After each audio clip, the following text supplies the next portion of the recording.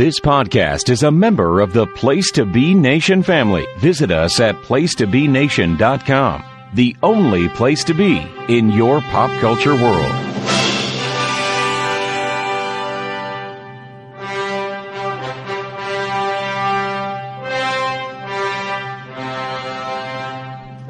Place to Be Nation Comics proudly presents DC Post-Crisis Management, a monthly miniseries exploring DC Comics crisis events from 1986 through today.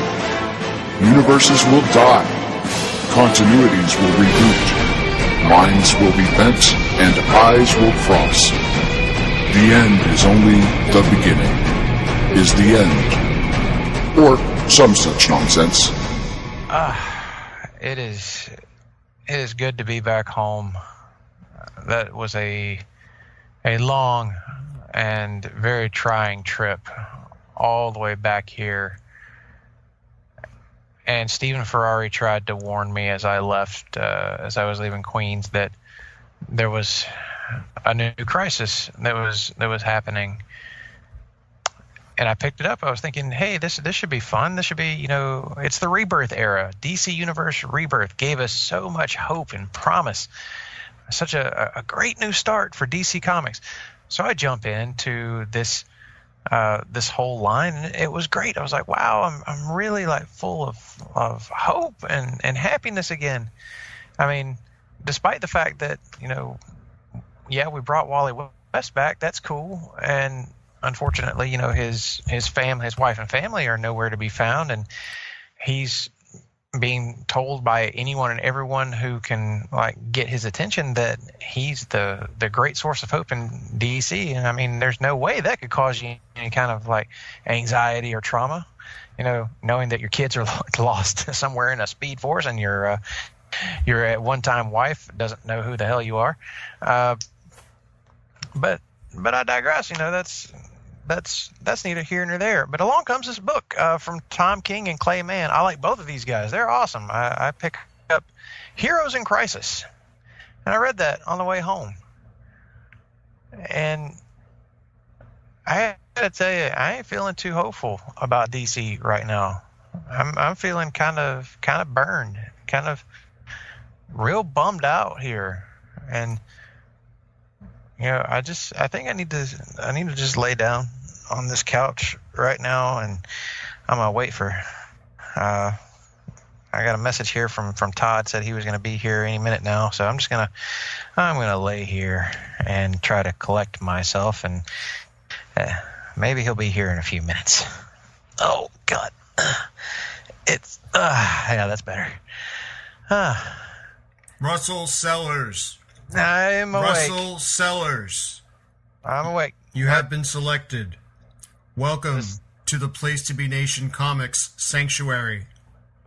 Oh God, what has happened? This a disembodied voice that sounds kind of like Todd's boom voice. What's happening right now? Well, as you know, comics can be very traumatic, particularly 9-issue miniseries that leave one confused and spun. So as part of a systematic effort to treat psychological damage suffered on the pages of Heroes in Crisis, I have established this sanctuary in your home to talk about things. This is a safe space. I have the compassion of Wonder Woman, the honor of Superman, and the will of Batman ready to listen to you. All right, Todd, I can see you.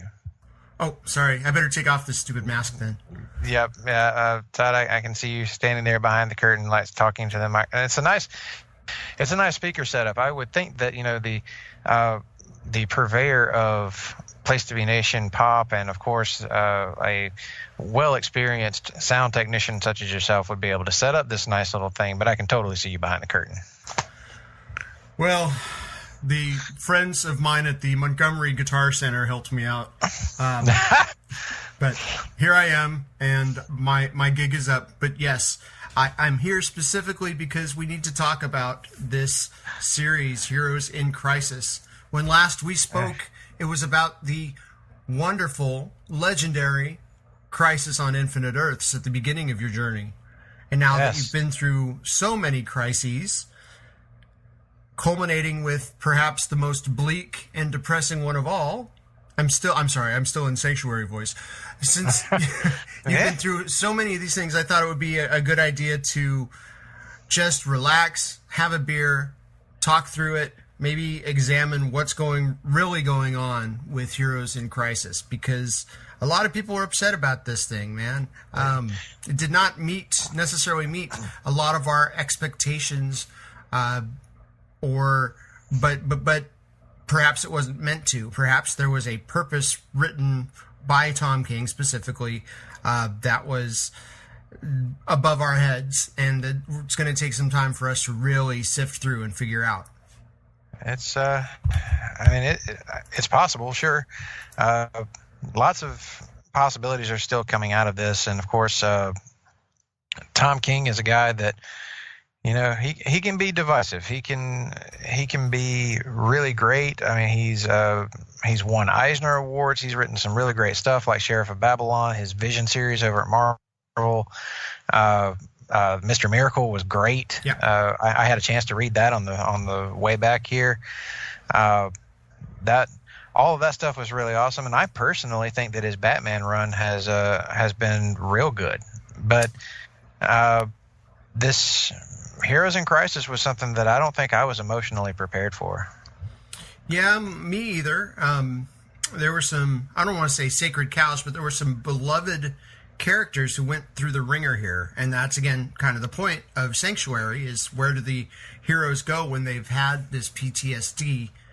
Let's set this thing up. The Trinity maybe setting this place up so people could work through their things. And this comes from a very personal point of view of Tom King, who suffered PTSD. He was overseas with the CIA and had very intense experiences with that. So, he projected that, or he kind of a continuation of some of the themes in Vision and some of the themes in Mr. Miracle, some of the themes in Sheriff of Babylon. But I don't know. I mean, we compare this story to some of the other big crises. It definitely feels smaller in a way. It's talking about the murders of a small handful of people instead of galaxies. But it's definitely something we're going to go through and talk about a lot. And there may be some hidden depth here that because I got to be honest, I walked away from issue 9 saying, well, they didn't do the thing I wanted them to do, walk the whole thing back and say that this was just like a potential thing. They left the consequences pretty much, other than Wally dying or Wally... I guess they've left it at a point where Wally knows he screwed up and needs to make amends, instead of what happened, which was, we were all led to believe, was Wally had framed all these people, or had framed Booster and Harley and made it look like, I guess Wally uploaded the info to the Daily Planet and all the stuff. He kind of exposed Sanctuary as well as part of his cover-up.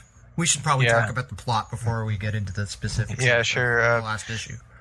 As you had already mentioned, a place called Sanctuary that was set up somewhere in the Midwest, and it honestly looks a lot like the Kent Farm from the outside, because it's meant to be a place that hides in plain sight. But the whole purpose of it is to have kind of a mental health facility for superheroes, for people who are like superpowered and have been through really traumatic events, which is to say that's pretty much all of them.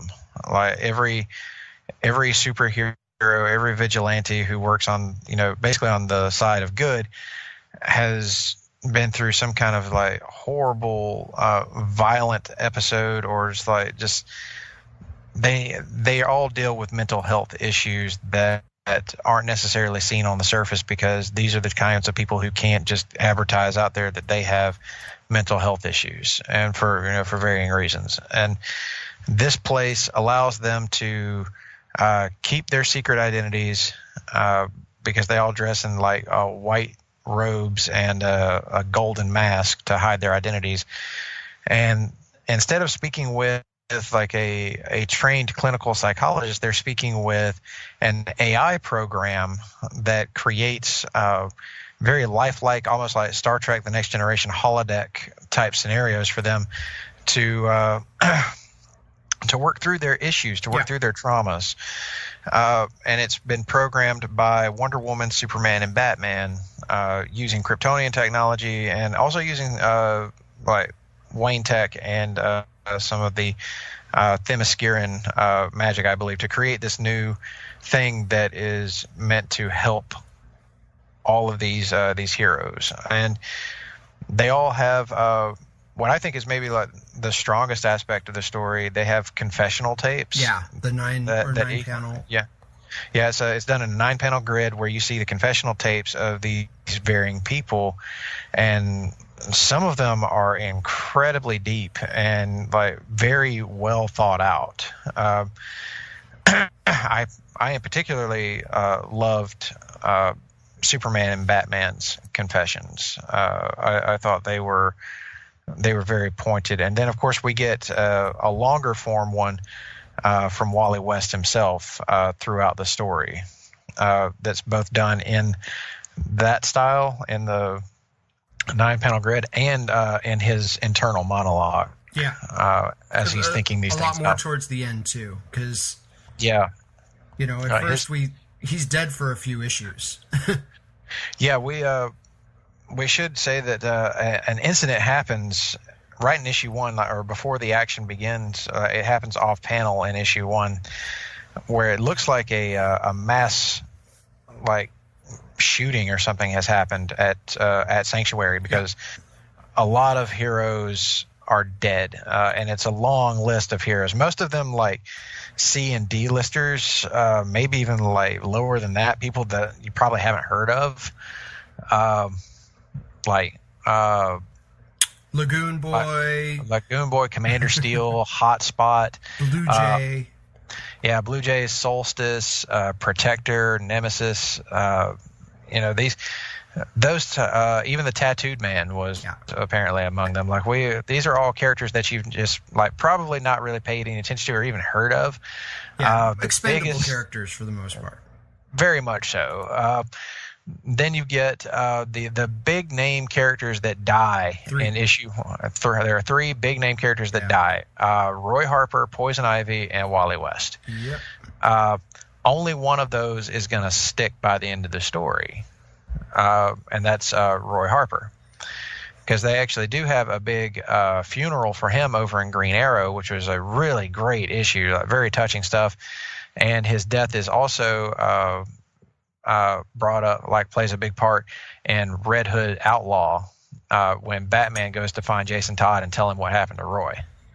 That's when they were part of a team for a long time, right? Red Hood and the Outlaws, and they were real close. And that moment when Bruce tells Jason what happened is a real heartbreaker. And of course, when Iris West, who's Wally's aunt, finds out what happened, she goes ballistic and tries to physically hurt Batman.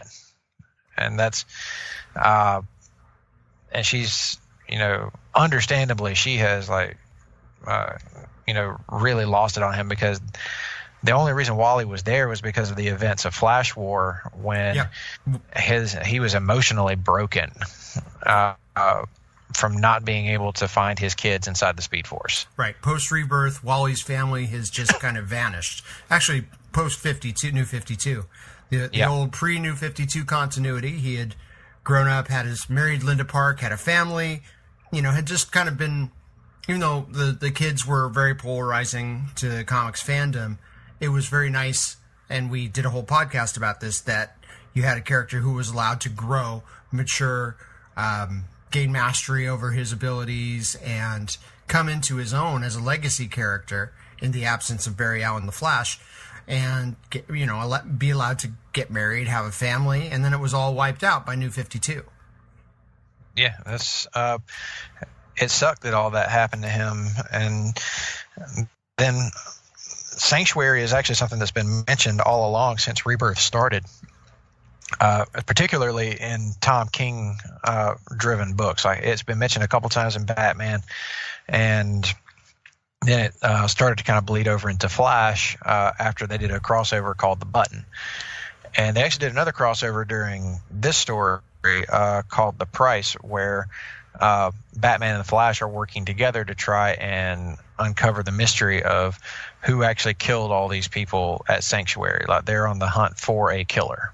And Batman actually deduces at one point that what happened here actually had a similar signature or energy signature to what happened in the Batcave whenever the smiley face button first appeared. So we're talking about universes crossing over, or warping into each other, characters crossing over from continuities.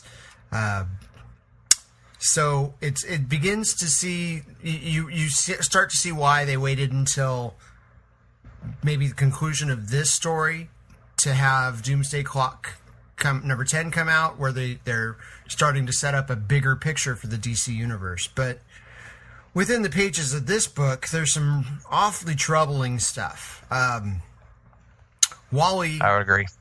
Wally, as a result of all the, if we can kind of keep summarizing, as a result of all the trauma from coming back and being basically the only one who remembers everything. He's basically psychopirate post-crisis, who was crazy and institutionalized. Only Wally had all these things that he had actually lost.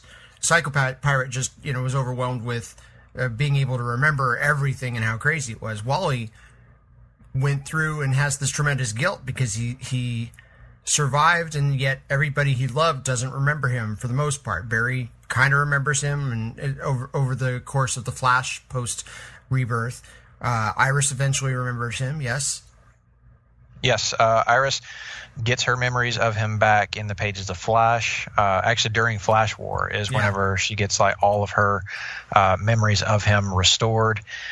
In the pages of Titans, when Wally would touch certain people who were close to him, their memories of him would come back. So for the first couple of years, that Titans book, Rebirth Titans book, was very good. It was.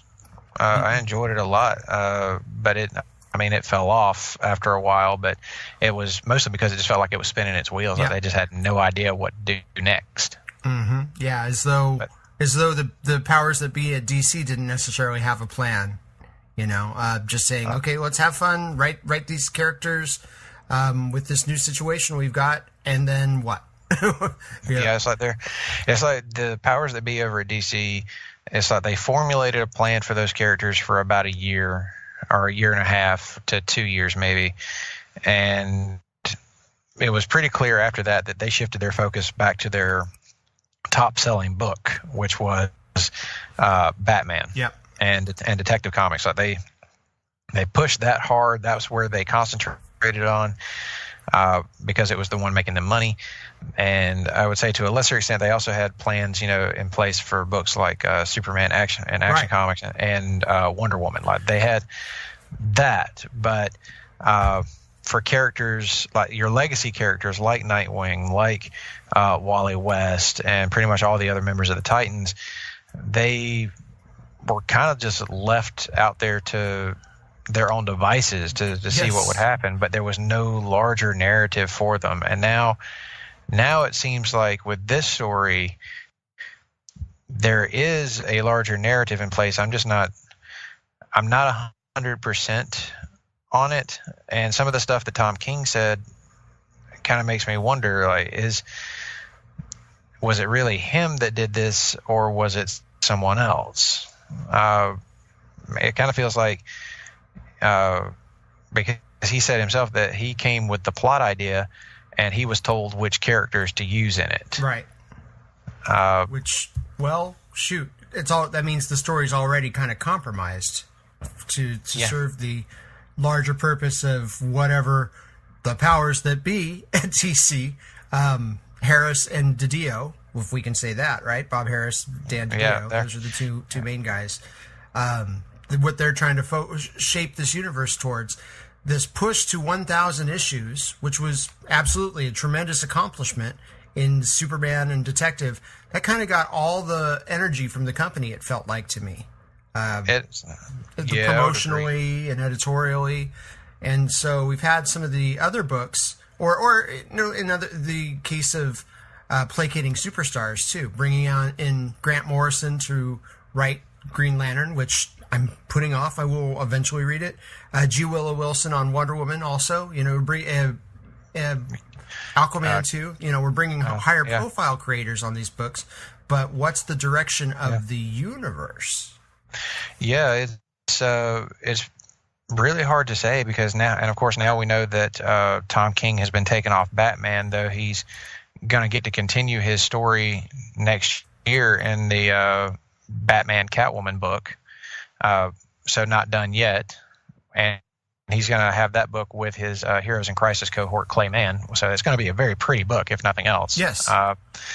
And then you've got, the question mark of, well, who's going to write Batman? We don't know. And Brian Bendis, of course, is handling the Superman books and doing a tremendous job of it. Yeah, and gearing towards this Leviathan event. But Brian Bendis is also involved in his own imprint of comics. Young Justice with Naomi, also an excellent book you and I are reading. And love that book. Wonder Twins by Mark Russell. And Dial H by Sam Humphries. It's, a separate young readers imprint, but still takes place within DC continuity. I wonder, Bendis is already doing so much. Will he be on Batman too? I don't know. It's all very hard to say, but getting back on Heroes in Crisis, like seeing how it all wound up. I had a long ride back here, Todd, and I had a long time to just really digest this one. And there are things I really loved about it. Like, it definitely cuts to the heart of things. It's not a book that's very lighthearted at any point.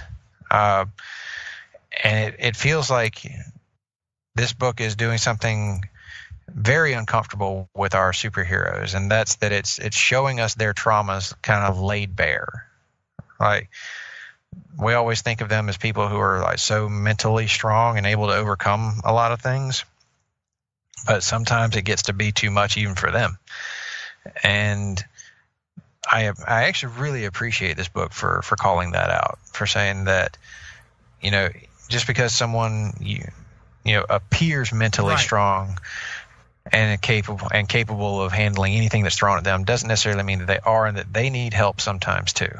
And it's the big stigma of maybe not our times, but over the last few years, we are bringing awareness to mental health issues, depression, suicidal ideations, bipolar disorder, anxiety, and we're seeing that it affects heroes too, and people who put themselves on the line. And it certainly makes sense in that sense of the word, but is that why people read comics? Do we want to relate to these characters for their problems, or do we want to get away, escape the real world, and see people who are better than us and aspire to be them? And I guess you could say, okay, this character is treating their mental illness and talking about it and overcoming it, and that can be inspirational, but I didn't see a lot of that in this series.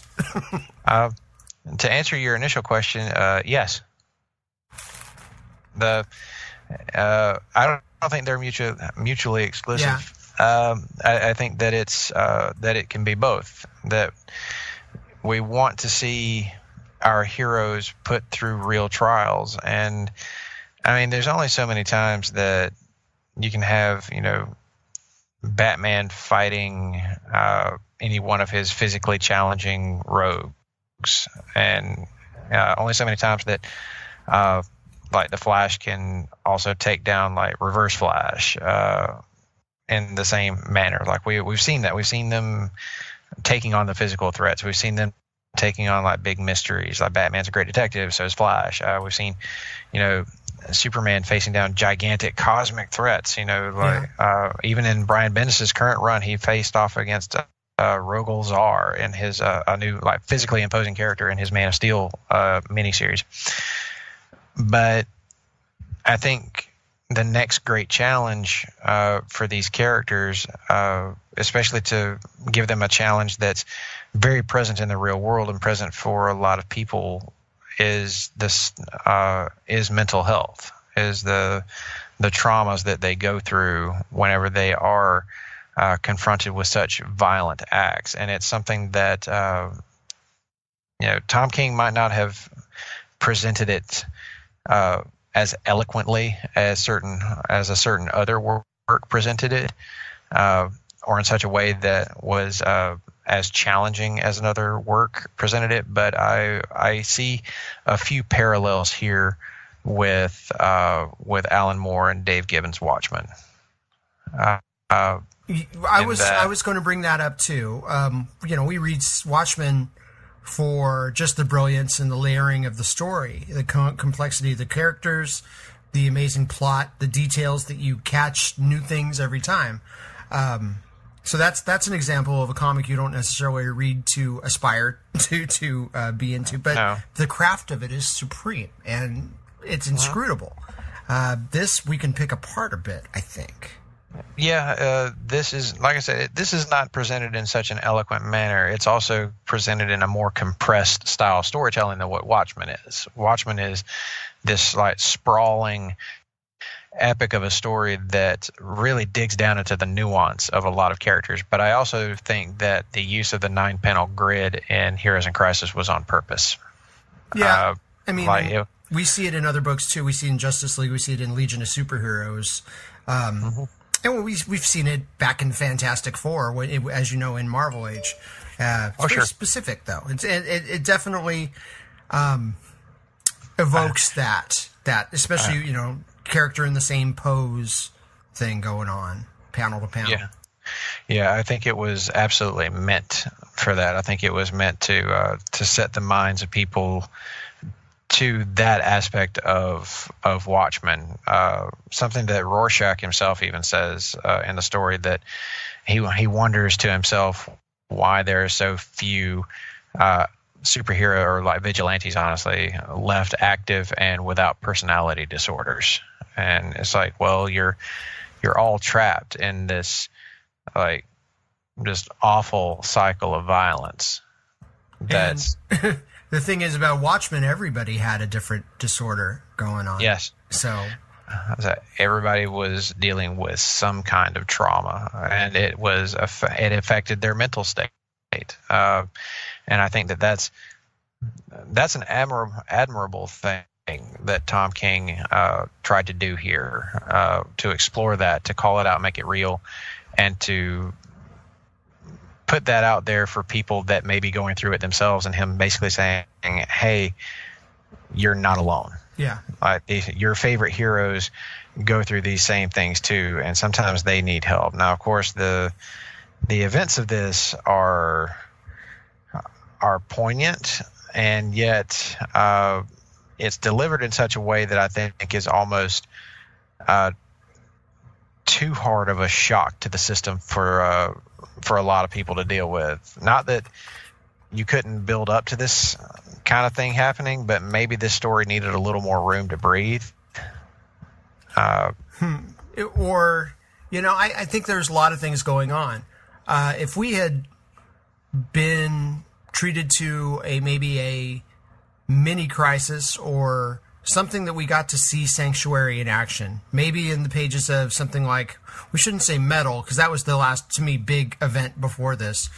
But it didn't feel to me, and of course, I'm a bad example because I'm typically behind on anything DC other than event books that I know I'll have time to be current on, or I'm current on stuff like Young Justice and Naomi, but if we had maybe a little bit more of an initiation to how Sanctuary worked, if they didn't have to spend so much of the story talking about that and maybe dealing more with the plot details of this mystery, because it felt kind of messy at first. Nobody exactly knew what was going on.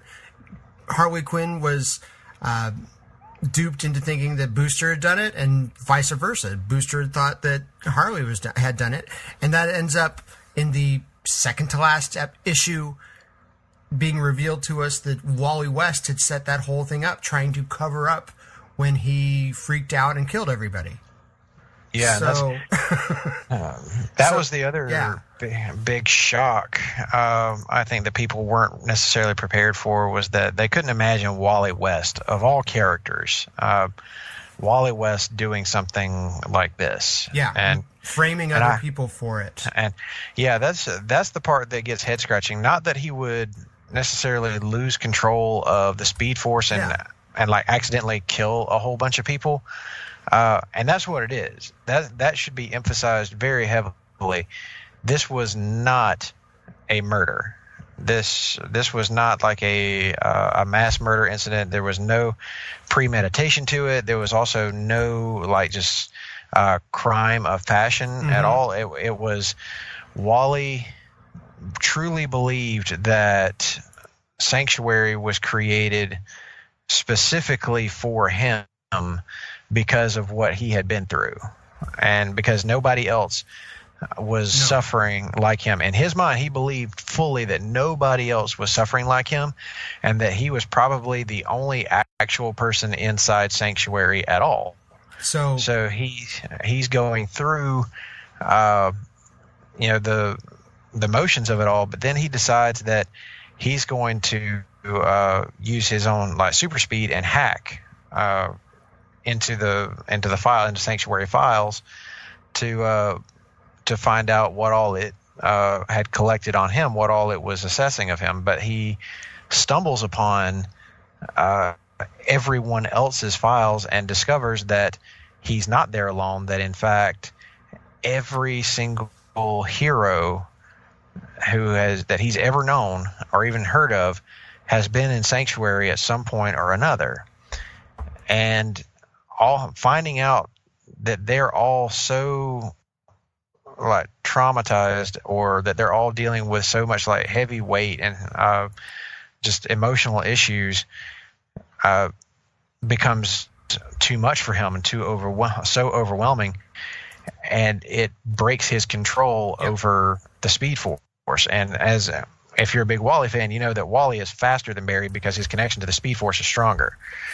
And because of his emotional state and the Speed Force requiring a pretty like steady emotional like level of control in order to keep it contained, Wally kind of starts to lose it and runs outside to keep him to have his emotional outburst. But when he starts to lose control and the blue lightning is going everywhere, it sets off all the alarms inside Sanctuary, and the AI is telling everybody to evacuate the facility.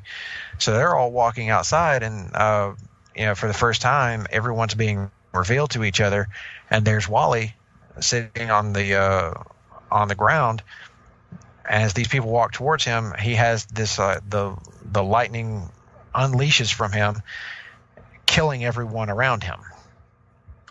So pure accident. He had no control over what happened. It was involuntary manslaughter at best, or at most, I think, if you're going to wind up charging the guy with anything.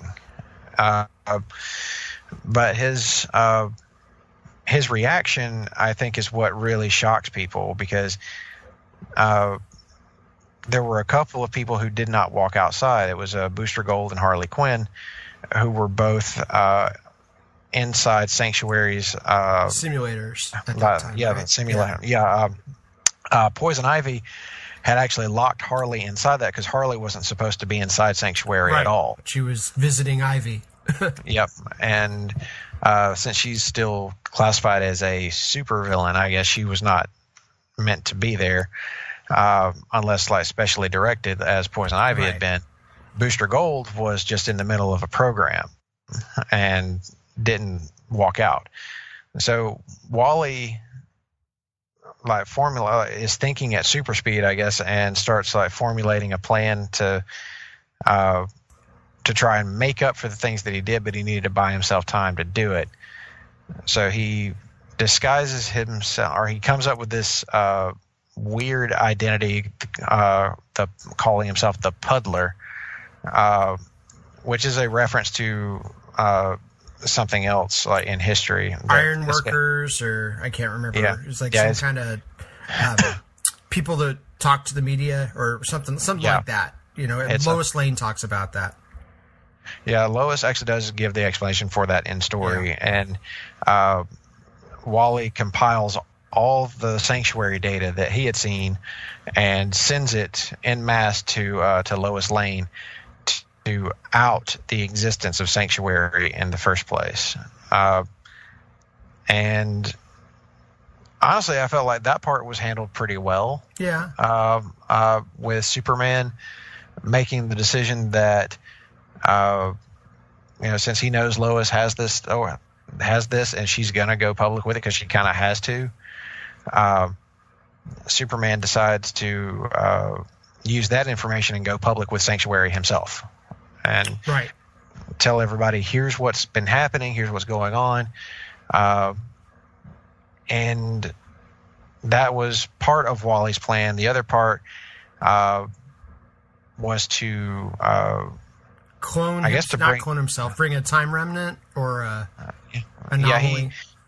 Yeah, he ages like he can go forward in time. I think he's using Booster Gold's like time travel apparatus. Because his I actually really appreciated his thought process on this, that he would set all of this up and it would take time for it to work, but in order for him to not get caught, he had to appear dead himself. Right.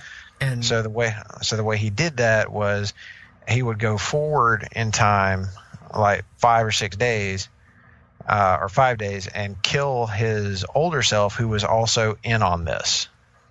And it would create a kind of a permanent time loop where he's trapped. Like Wally will be permanently trapped inside the time loop as a means of sacrificing himself for the horrible things that he did. But in his mind, he would have been helping everyone by exposing Sanctuary and by also sending his confessional tape to Lois Lane, which is something else he did. Yeah, he did. The issue was framed with that, with Wally's confession, as though Lois was reading it.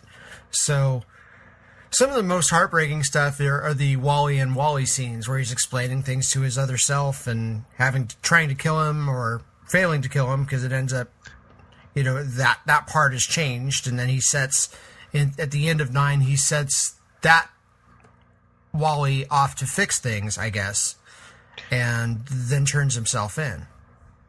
Yeah, the ending is it can be a little confusing, but because of the way it's framed, because they do kind of like rush it all out the door. Yeah. But Booster and Harley, after having like fought each other and then wound up getting help from Batgirl and Blue Beetle, they kind of piece together all this stuff and kind of figure out what's happened, because they're the ones that discovered that Wally West's body from Sanctuary was actually 5 days older than it should be. Batman figured that out, right? Or was it Flash? It was Blue Beetle. Blue Beetle. Score one. It was Beetle and Booster. No, Booster Gold kind of figures this out, if I'm remembering right. Okay. That the body is not what it's supposed to be. So they, after piecing all of this together, go back to Sanctuary, where they find young and old Wally standing there together, with the younger version about to kill his older self. Yeah. And they put a stop to that and convince him that, you don't have to keep doing this. It's like you're putting yourself in a loop that is only ever going to just cause you and everyone else more suffering. Like you're making it worse by not just owning up to this, by facing the real consequences for the things that have happened. Yeah. And Booster's explanation of the loop, it's like it fixes Wally. I don't know, because the Wally we get talking through things and why he's done this. He knows he screwed up, and he's just trying to minimize it and help people. And it feels like he's gotten back at this point in the story. I recognize the character a little bit more now. Yeah, he's realized that Booster was right, and that Booster is actually kind of, and I think this is another aspect of this story that will probably be touched on in later stories. But Booster mentioned some things that we haven't actually seen yet, like Skeet's giving him something for his birthday, and it causing a real like screw up in the timeline. So he keeps going back to try and fix it. I think that Booster has been traumatized in a way that we don't fully understand yet, which would also explain some of the stuff that happened with him and Batman over in that title. Yeah, and that also written by Tom King. Yep, I think that there is a much bigger story going on with Booster Gold than has been revealed yet. But he does he comes up with a good plan to close the time loop. And I actually really appreciated why they didn't have Wally go backwards in time and prevent all the deaths. Yeah. When he says that he didn't go back in time because that's what caused Flashpoint and that's what caused him to disappear in the first place. So there's actual consequences to Flashpoint, or at least, the memory of that. That was well told, because Flashpoint jacked up a lot of stuff. It did. New 52 was great at the time, it was easy to follow everything, and wow, a new continuity. But if they were going to bring the characters back, there had to be consequences, and this is at least a nice follow through. That okay, he doesn't want to do that because that could mess up somebody else's life, like his life was messed up by Flash going back and killing Zoom. He just didn't want to be Barry. And he didn't want to make the same mistake Barry did after making this horrible mistake. So it was like, man, it's hard for him to deal with, and it can be hard, I think, for the audience to really deal with, because we like Wally being that happy, like hopeful character. Mm-hmm. But since he's come back in Rebirth, and I don't know whose shortcoming or whose failing this was, but yeah, they only brought Wally back partially. They brought him back and they left all of his memories from the old continuity in place, but all those pieces of him are still missing. So we could speculate about that. I mean, Wally's caretaker is busy doing TV and movie and all kinds of stuff. So, this guardian to make sure that the character's taken care of. Whereas the corporate suits, they're worried about the big three and the movies and everything.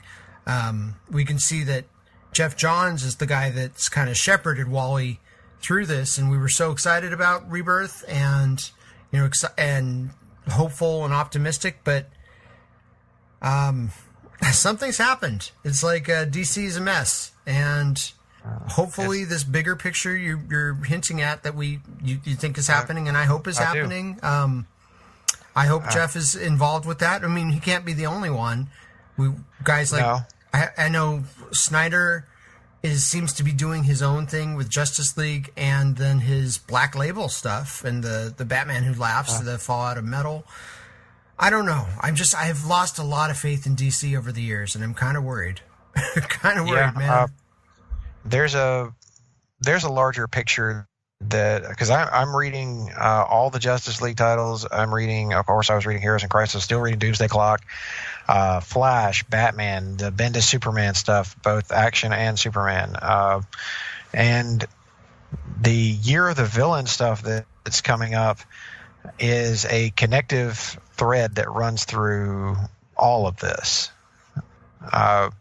Lex Luthor is the through line through that part of it. And of course the Justice League titles are going to be crossing over with each other. That's kind of a given.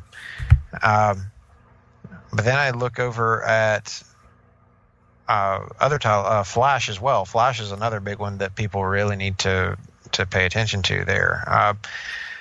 So you've got all these things seemingly separate from each other, but they all do have this one through line that is connecting all of them.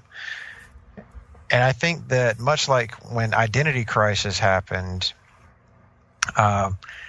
it was not well received. It was, but I loved it. There's a thing that it felt like it was written not necessarily for me, but I just think the scope of it and the very close continuity to the past Justice League story. I understand there were people that didn't like it. It hit me hard. I loved it. Yeah, when I read it at the time, it hit me that way too. But I also heard from a lot of people who were very angry about that story, and still are to this day. Yeah. And when I look at Heroes in Crisis, I'm thinking this is very similar. Right. The character acting out of character. Yeah, like this has a lot of similar trappings. And then I'm looking over at what's happening in Justice League, which is acting as a continuity driver, honestly. I'm 12 right issues behind on Justice League. It's Snyder's Justice League was one that I was having a little trouble with at first, but with this most recent story arc, it really feels like it has coalesced, it has gelled, and I'm starting to see his bigger picture now. And I'm like, oh, now I get what you're doing. And it all feels like this is all tying together. This is all looping like right around each other. And it makes sense. It makes sense because Brian Bendis and Scott Snyder started working together very closely as soon as they were like both kind of given a bit of a promotion within DC to kind of help drive their continuities forward. You add into that James Tynion and Josh Williamson, who's over on Flash, and Kelly Sue DeConnick, who's on Aquaman. Yeah. And there's I still firmly believe that Jeff Johns is very much in on this conversation, and that Doomsday Clock is going to wind up meaning a lot more than people are afraid it's not going to right now. So the delays on Doomsday Clock have maybe messed things up a little bit. I think that's books like this, right? I think that's very possible. I think that the delays in Doomsday Clock are actually the reason that you're seeing a lot of these things happening in other books. I think that because it slowed down, they had to buy time. They had to figure out a way to create a narrative that would help to like maybe flesh out things a little bit more and even get us like closer to that world that you see in Doomsday Clock.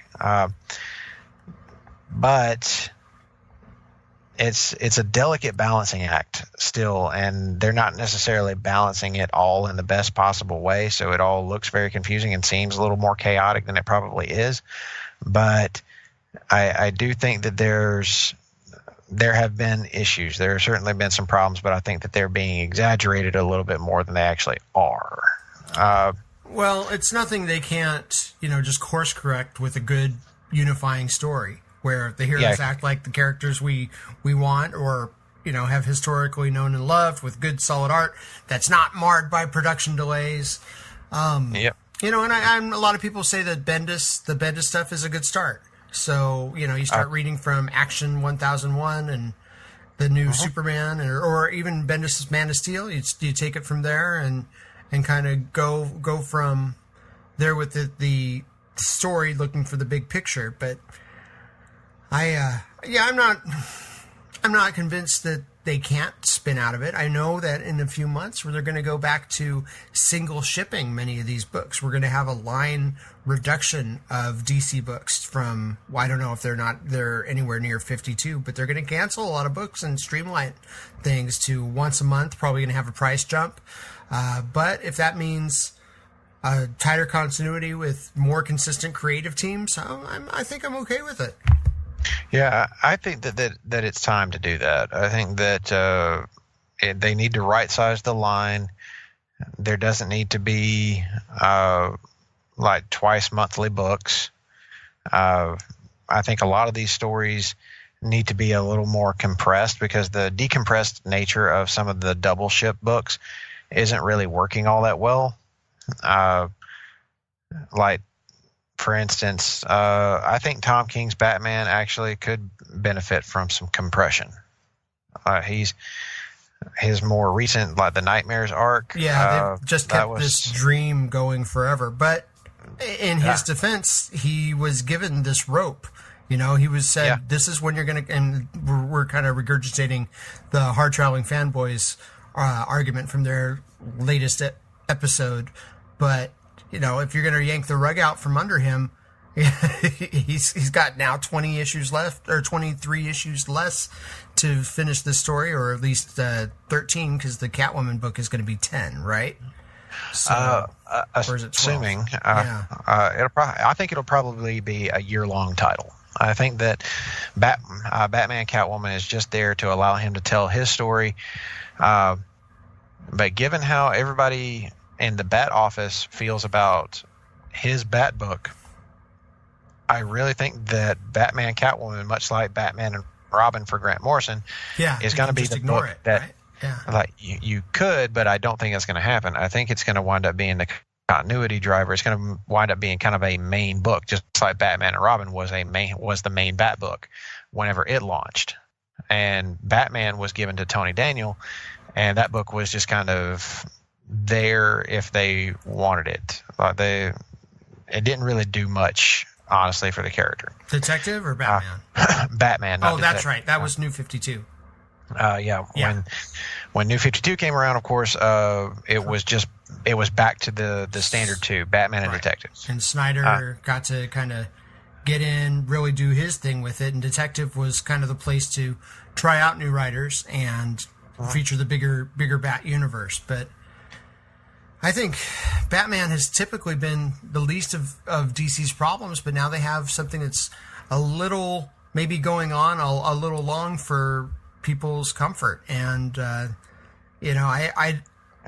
don't know what it is. I mean, I really liked this story when I've checked into it. I've been kind of putting it off. I haven't really read anything since maybe 52, 53, the jury duty issues, and God knows those were good. Yeah, Lee Weeks, who also did some fill-in art on Heroes in Crisis because Clayman couldn't necessarily fit deadlines, or they extended the series to being a 9-issue instead of however long it initially was solicited for. But I just wish that I don't know. I feel like the flagship Batman title is always going to be the dream book, the dream assignment for people, and the responsibility. So I think the next writer, like, who's going to come on at probably issue 86 is probably just going to get they're actually going to wind up with a pretty substantial run, because I think they're going to go to from issue 86 to issue 99. Yeah, and then bring in the A-lister. Yep, I think that you get this. I hesitate to call that a fill-in arc, because that's a lot of issues. But you bring in a pro like Tomasi, for instance. I mean, he a guy that's proven to write good Batman stories, good DC Universe stories. I mean, there are other guys out there. I would kind of think of the Dan Jurgens of the world, or I think somebody who's earned it is somebody like Tom Taylor, who. I would love to watch him on a mainstream DC book and see what he can do with a finite run. But I think at 100 you're going to get a big shift in the DC Batman line. I think that's absolutely true, and I mean, we still got a ways to go, a long little while to go before issue 100 comes around. Yeah, which I hope will be enough time for the A-lister, I think, is going to be taking over the book to finish up the story that he's currently telling. Because in Marvel on Avengers and Thor, you mean? But I don't think it's him. Oh, okay. You don't think it's Jason Aaron? Okay. I do not. I think it's Brian Michael Bendis. Yeah, I was thinking that too. That almost seems too obvious, though, right? But it would fix a lot of stuff. It does seem a little too obvious, but at the same time, I feel like in that amount of time, if Brian Bendis does actually have an ending for his Superman story, figured out, and he intends to tell it in that many issues, then great, do that. But if that's not the case, if his Superman story is meant to be longer than that, I don't want him to leave. I want him to preserve that. Stay on. Stay on that. Stay on Young Justice. Stay with your books and tell your story in the most complete possible way that you can, and don't take on another gigantic assignment while you're working on already 2 or 3 big assignments already, 2 of which are already gigantic. So let's not, don't put too much on your plate. So I wouldn't want him to do that. Now, if Jason Aaron could come over from Marvel, if his contract expires, he's done with Thor, he wraps up his Avengers stuff, and DC is able to lure him over to do Batman, even better, Batman with, say, Esad Ribic on art. Oh, that would be beautiful. Wow, that'd be great. Put the team back together.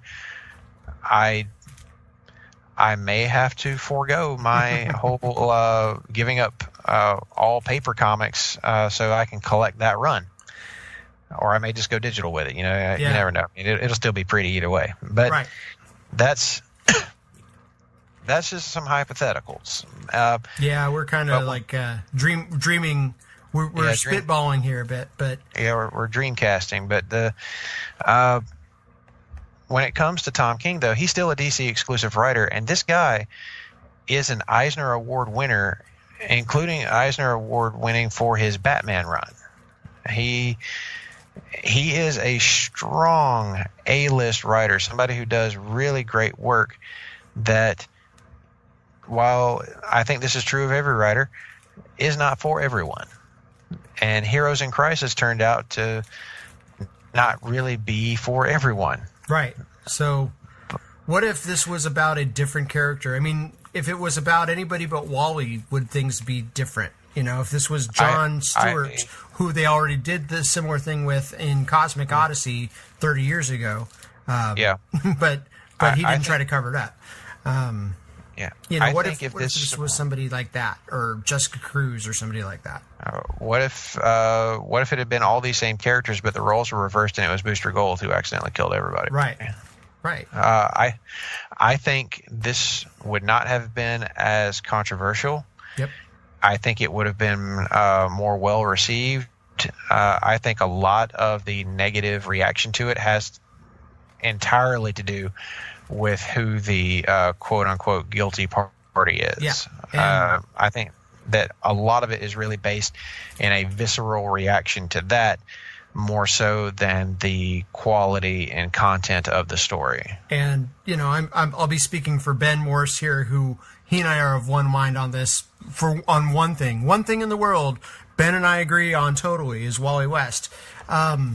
This is one of our Gen X icons. This is a guy we got to see grow up before our very eyes, and so we related to him. We saw Mark Waid do amazing things with the character, and then Jeff Johns do amazing things with the character. And it feels like they are specifically picking on guys like us. And I know that feels very comic book guy. But he's almost like a sacred icon, or at least a character that, it feels like they're just kind of ripping our heart out and saying that we don't matter. We're going to move on to a earlier generation, or let's market this to newer people, ironically by featuring Barry Allen. But that's a totally different argument, different story. Because Jeff helped bring Barry Allen back, so it's kind of complicated in that way. Yeah, Jeff clearly has love for the Silver Age because he brought Hal Jordan back. He brought Barry Allen back, and then he brought threw love to one of his first big gigs by bringing Wally West back. So there's a lot happening still, and I think that it could have been so much worse because they could have just killed Wally off again, right? Or turned him into a villain, which would have been really weird. Yeah, done turned him into something like that. But now the new Reverse Flash. They've set Wally up for what I think is a big redemption arc that's going to reveal probably an actual villain at the heart of all this, and make Wally into the big hero that everybody remembers him as. And hopefully at the end of it, I think at the end of that particular story that is being set up here, all the pieces of Wally that have been missing will finally be restored. Okay. So, and that will kind of redeem this series too, as not a means to an end or kind of a symptom, but part of a larger tale that needed to be told to bring the character to where he was ultimately going to get. I think that kind of closes the book on Heroes in Crisis. What do you think? I was having a lot of trouble with it, but you know what? Us talking this out brings me to a better place. Well, and makes me feel a lot better about DC Comics in general.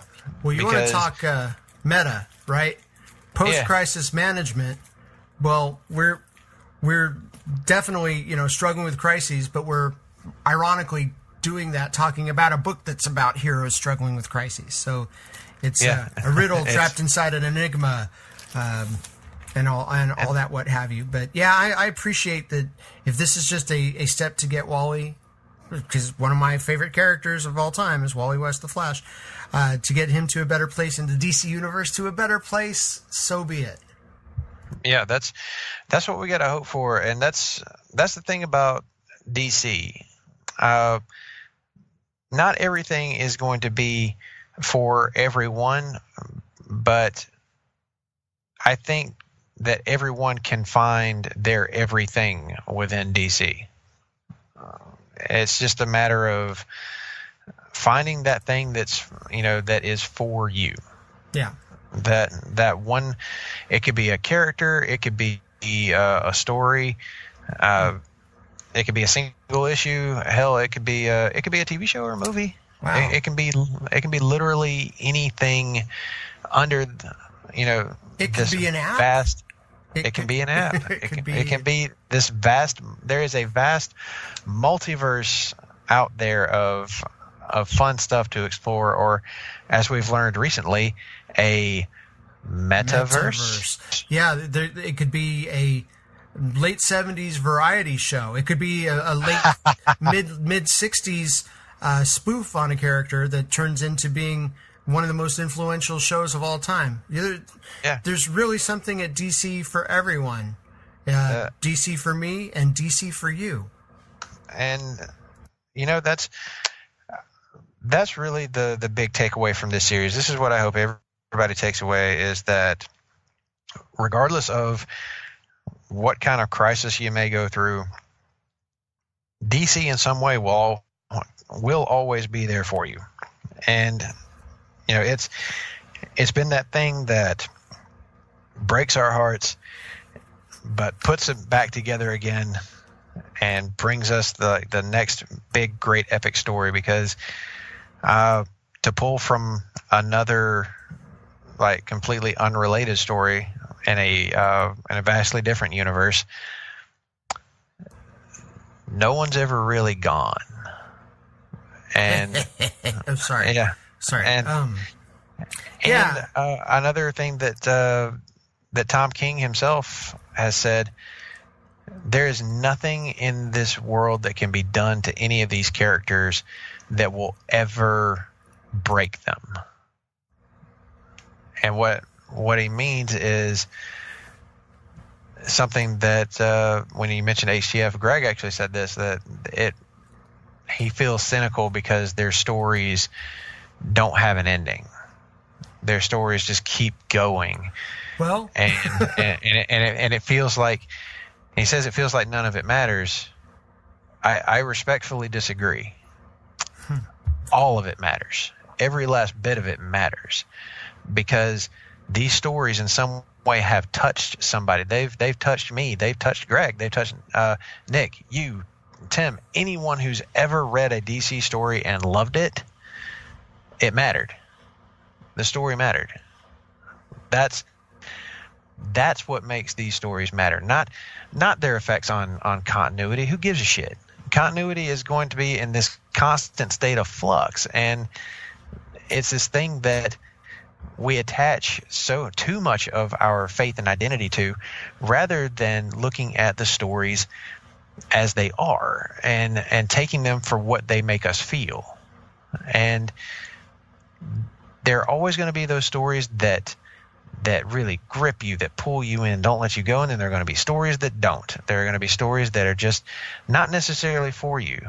But the great thing is, as these things never end, that means there's always a chance for a story to come along to pull you right back into it. Yeah. And the legacy of these characters endures. You can go back and read the Who's Who series of the mid-'80s and read about the characters as they were then, the continuity as it was then. And it's still great. It's just of its time. It was a reflection of the company at that time. We don't know what's in the future, but there's so much history at this point. 81 years of DC Comics history to go back, look at, sometimes positively, sometimes mockingly, but yeah. But you know, it's all entertainment. It's all escapism. It's all finding yourself in the characters and relating to it. And going back to you as a kid, and what did you like about the Super Friends, Todd? What did you like about your Mego Superman character figures? All that. It's all part of the bigger whole, the DC universe. And not to disparage the Marvel universe, that's a different thing. We have a whole show about that on the network. But what we don't have is a show just about the rich legacy of DC Comics. You know, that is a strong point, Todd. And I'm glad you bring that up, because through this whole journey, like, you and I have had some great DC Comics conversations. We're both well versed in the history of it. It's kind of our lifeblood in a lot of ways. Like, we spend a lot of time talking, you know, Marvel out here, but we need a space to just talk DC Comics. And with the advent of the DC Comics app, DC Universe, which is available for subscription, we're being exposed to a lot of comics we've never seen before, a lot of DC movies, series, specials we've never seen before. So it's a good opportunity to dig into that app specifically and kind of unearth some relics, talk about favorites, look at different themes of months and characters. And I think the time is nigh to dig into DC. I am on board. I'm fully agreeing with you. Let's do that. Let's kick off a DC dedicated show. I think we can make it a big thing. We can do it for like a weekly show, say 6 months at a time. Okay. And seasons, maybe we call them that. Yeah. We can do this as a seasonal show, and like really dig in deep on DC Comics, like what we like about it, what we think is silly, like just really have fun, like show people that DC has something for everyone. Like DC is for you. There it is, DC for you. Very good. Huh. I got it. Will it just be you and me every week talking about these things, or are we going to open this up to some guests? You know, I think we're going to, mostly it'll be like us talking about this show, like, and we don't want to, you know, pull certain, like, we don't want to steal the thunder of certain other podcasts and go on for like 3 hours. So I think we'll keep it a little more compressed. But I think we can, like, once a month or so, we can bring in a few special guests, because there are other big DC nerds out there besides us, some who have gone on this journey with me. We can call up some of those folks. We can call up a few others who maybe haven't had a chance to talk on these airwaves yet, and we can go all in on DC Comics. Okay, so R.I.P. DC Post-Crisis Management. Long live DC for you.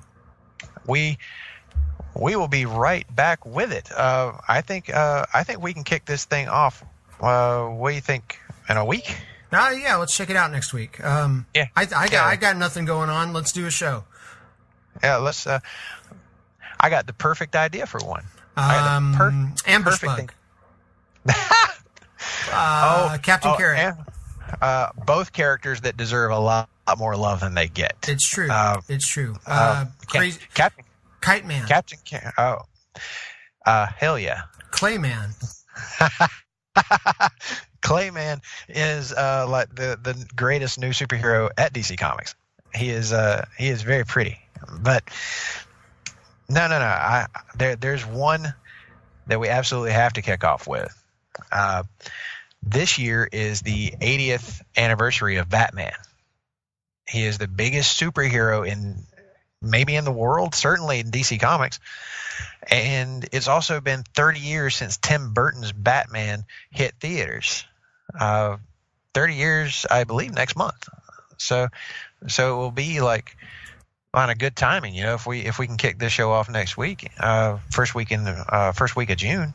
Okay. Well, let's send the bat signal up and just tell me when I need to show up, and let's do a show. Yeah, let's do that. And I'm going to aim that bat signal right on over towards in that Columbus, Georgia direction, and see who responds. But yeah, that will be next week. We're gonna kick this thing off big. And you know what, Todd? I gotta say a big thank you to you for closing this journey out with me. I am the Alpha and the Omega. Crisis on Infinite Earths, Heroes in Crisis, or is it Heroes in Crisis on Infinite Earths? That's there it is. Thing. Yeah, that's the one. Like we've reached the end of this long journey. I've made my way back home, and along the way, picked up a new podcast partner, and we are about to be the new dynamic duo of PTBN Comics. We are going to make this DC for you pod, hopefully is the biggest thing. Hopefully it's going to draw people into DC Comics and help them find something that they'll truly love. Well, it's exciting to have yet another cool show on Place to Be Nation Comics Network, part of Place to Be Nation Pop, along with our weekly stalwarts, the Hard Traveling Fanboys, and some of our other shows like Marvel Age Masterclass, and Conversation Comics. Look at that. We've got a full lineup now. We really do. So many good comic shows, and it's about time that we had one that was all dedicated to DC. So I'm very, very excited about doing this. But I guess we should throw some love to some of the other shows that are out there too before we head off, because there's been a lot of stuff happening lately. So yes, and if I had the weekly thing punched up, you can get started and I'll find it. Yeah. I'm gonna throw some love out first, because the old PTBN Pop feed has had, after a 2-year hiatus, the Dadcast is finally back. I gotta tell you, I've missed this show. JT and Don talk about a variety of annoyances, including potty training, lying, Nickelodeon shows, and more. God, great show. I can't wait to delve back into this one. A hell of a theme song, if I may say so myself. You deserve all sorts of applause for that one. That theme song is killer. Everything about that show is great. I wish they would be more consistent with it. And of course, I have another show, also another seasonal show here on the Pop Network that just wrapped up its season 1 finale, as my cohort Sam and I good guy. took a look. That Sam is a good guy. Sam Neely is a great man, and our season 1 finale of 90 to Nothing took a look at that 1999 classic. We'll use that word loosely. Star Wars Episode 1: The Phantom Menace. That's a neat trick. Oh, God. On Year in Pop, Andy Atherton and Scott Criscolo are joined by J. Arsenio D'Amato and Dr. G. George Ribolina to discuss the news, music, and movies of 1975. I was 3 years old, and you were like -6, right? In 1975? That's about right. Yeah, so I remember some of that. I've got to listen to it. 1975, Jaws was the big deal. So I'm excited to listen to that show because I'm a big fan of Jaws. Show me the way to go home. Anybody love Jaws? Yeah. I love that freaking movie. Here's to swimming with bow-legged women. Yeah, it's just a phenomenal movie. Kind of the start of all the summer blockbusters and the mechanical shark craze, or the plastic toy shark craze of the 70s. Yeah. Great stuff. And it gave rise to one of my all-time favorite movie genres, the trash shark movie. Yeah, which continues to this day. Yes, it does. Also, on Place to Be Nation Pop, we had Pop Goes to the Movies. Andy Atherton did a solo review of Aladdin, the live-action remake starring Will Smith. You ain't never had a friend like Andy Atherton, Russell. I really haven't. Too bad he didn't put me on his Ghostbusters pod. Well, I think that's Tim's fault. Tim volunteered. I blame them both. You get Ghostbusters too, though. Yes, I do. You're going to have to take control out on your own. Don't make me start singing Bobby Brown right now. But yeah, the Hard Traveling Fanboys are back, as they always are every single week, and they are continuing Avengers Month with an installment of the Long Book Hunters. They took a look at New Avengers Volume 1 Breakout from Brian Michael Bendis and David Finch, which is one of my all-time favorite Avengers stories. Pretty classic run, I gotta say. Yeah, it is. I need to fully revisit it because I remember loving that first arc and then being like, what the hell is this in the second? But can you believe we're like 13 years out from when those started? That is nuts, man. Lord. It has been, man, damn, it's been that long. And this was all like Road to Civil War stuff too. God, Civil War was a long ass time ago. But they also just recently dropped the finale of Hard Travelers for Hire, which you and I both took part in. I have been told that I was on that podcast, but I can neither confirm nor deny my participation, and nor can I be responsible for anything that I said on that show. Yeah. There were many special appearances from Drunkle Todd. No, the Speed Force. It was the Speed Force. My I couldn't handle it, and so many insults were thrown about. But again, just opinions, not personal attacks. I think there were only 11 insults thrown. But my man. The NBA team, they're back. They dropped a double shot of episodes, actually, including Gone Fishing Part 1 and the NBA Finals Preview Pod Blast. And, of course, rounding it out, This Week in Sports also found the Cowboy and D'Amato running down the NBA Finals and breaking down the series between the Warriors and the Raptors. And I guess everybody should be sure to keep an eye on our social media feeds, as the reboot of the Greatest Song of the 80s tournament is going to be starting soon. Yeah, and though Place to Be Nation Pop is the home of comics, pop culture, movies, sports, nostalgia, we also have a wrestling feed, Place to Be Nation. Over on it this week, we've got the Mothership, the Place to Be podcast, Justin Scott, and guest Jambalaya Jake Williams dive into the May 1989 Meadowlands House Show, episode 521 of the Mothership. Jambalaya Jacob Williams, great dude. We got to meet him in Nolans. Yes. I don't think I was there for that. You guys were there for that. I'm sorry. Nick and I and Jennifer got to meet him in New Orleans. I'm sorry.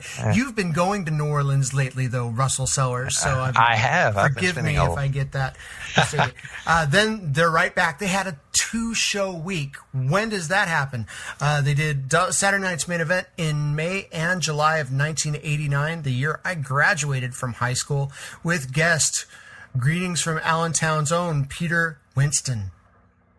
Wow, that is, man, that's a hell of a show. Like, Saturday Night Main Event was a big thing. Yeah, that was a big thing for me in my childhood. Man, WCW days were like my favorite thing. Well, they're talking WWF. Yeah, like the one that was on instead of Saturday Night Live. That one. Yeah, that one. But I was thinking like 605 on the TBS. 605 on the Superstation TBS. Saturday Night Wrestling was WCW in my house. We didn't really have access to anything WWF at all. So, yeah, I grew up largely without it, but this was, coming off the old territory days. So like WCW is what NWA became. Mm-hmm. And that's... Yeah, good stuff. So you got Four Horsemen, Midnight Express, stuff like that. Yes, Steiner Brothers, Sting. Steiner Brothers were big. Harlem Heat, of course, Of course. all of that was Sherry. real big. Oh yeah, Sister Sherry and the Colonel. Colonel Robert, that Colonel. There are some stories about him and his speedo. There may be a hog mentioned or two. But that's not all that the Wrestling Feed has. In the 6th episode of Row 1, Seat 1, Ben Zaney welcomes I believe Daniel. it's Maycabe, or Maycabe, according to Glenn. I thought it was Maccabee, but it's Maycabe, I believe. Daniel Maycabe to talk music and his independent wrestling career. So that's a pretty cool thing. And rounding it out, Scott Criscolo, Nate Milton, and Steve Willie recap Double or Nothing and Classic TNA on the newest edition of Main Event. I got to tell you, man, I really wanted to watch Double or Nothing, but I was in Chicago at the time, and was unable to stream, and have been unable to find a stream of it. You will somehow find a way. If we have to set up a GoFundMe so you can pay for the replay, maybe we'll do that. But I got to tell you, I watched it live. It was a last-second impulse purchase, and my son and I really enjoyed the first AEW offering, Double or Nothing from Las Vegas, and that was a 5-star match, I gotta say. Dustin and Cody. That was a fantastic match. The rest of the card, pretty good too, but my goodness, I will never forget that actual match. Dude, I am so pumped for everything AEW. I will be watching that weekly show. I do actually have a way to watch that, so okay. I will not miss an episode of it. And, of course, on PlaceToBeNation.com, check out Steve Riddle's countdown of the top 25 matches in TakeOver history. Also available on the site is the latest installment of PTBN's excellent WWE Network adventure with an in-depth look at Mid-South Wrestling from May 26, 1984. Wow, I was 2. Well, I was 12, but it doesn't matter. So that does it for this week's look at the end of DC Post-Crisis Management, hosted by Russell Sellers. Russell got to go all over the country and talk to so many cool people about these various crises. What's your favorite memory from this? Oh God, I think that there's just so many to name. This show's gotten, all sorts of weird and funny and stressful throughout this whole process. But I should say a big thanks to all the guests who've been on the show. Of course, to you, Todd, for joining me. Greg Phillips, who joined me on the 0 Hour podcast, where I invaded their studios up in British Columbia, Canada, and Vancouver. The Ho Ho Loom Plaza has now had a massive upgrade in security because of me. That was fun. Who else was unfortunate enough to join me on this? You went to Vegas, you went to New Jersey, you went to New York City, you went to Florida. Yeah, Ben Morse joined me for a look at Infinite Crisis and gave me some pretty cool Jeff Jones stories along the way for that one. Hey, did you know that Miss Martian is named after Ben Morse's wife? I did not know that. Oh. Wait, did I? Yes, I did. Yeah, I think that may have been mentioned a time or two. She was not real keen on letting me in their house, so that was a little bit of an awkward moment between me and her. I hope she's over that by now.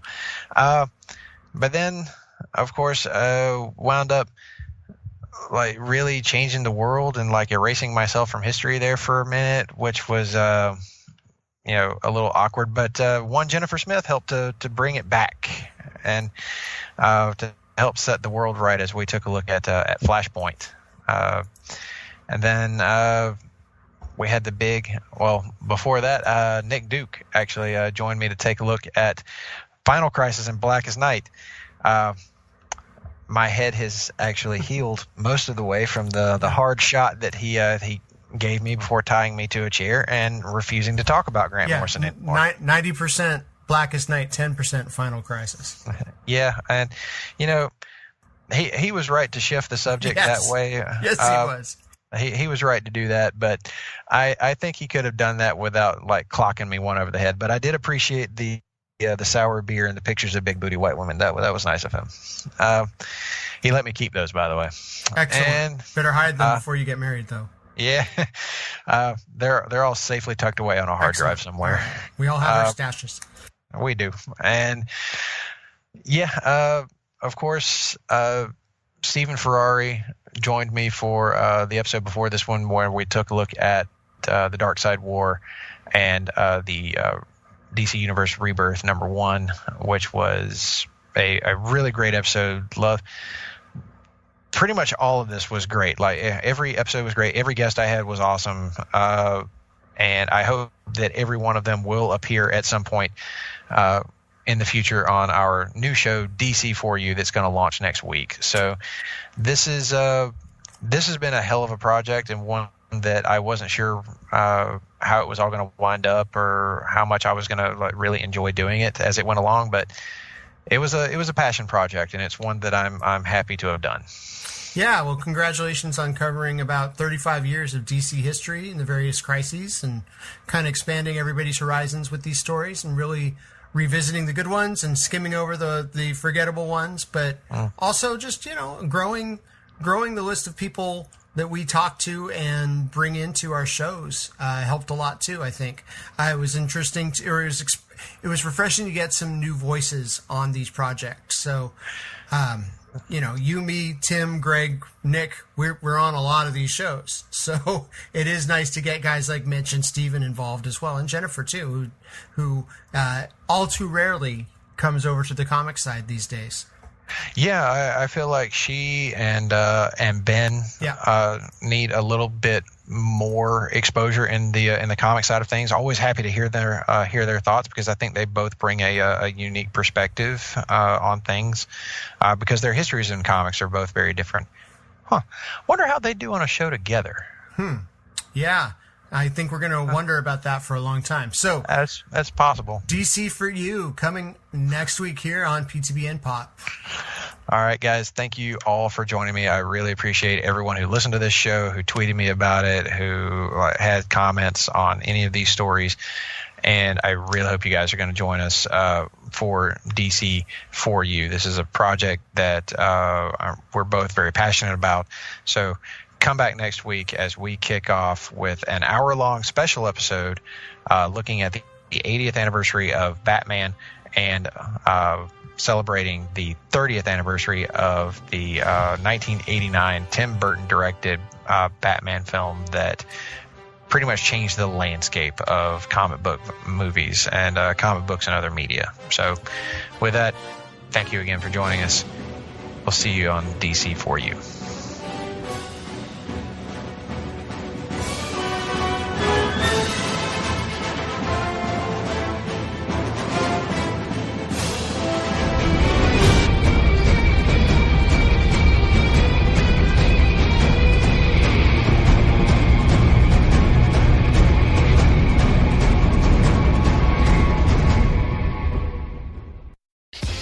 Promotional consideration paid for by the following.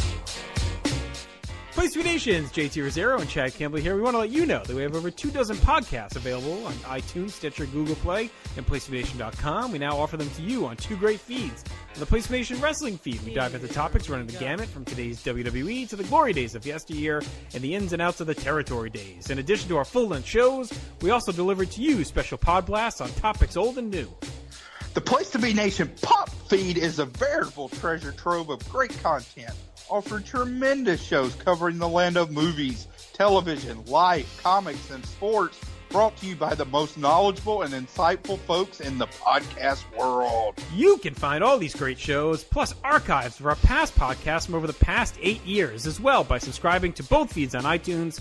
And while you're there, be sure to rate and leave feedback as well.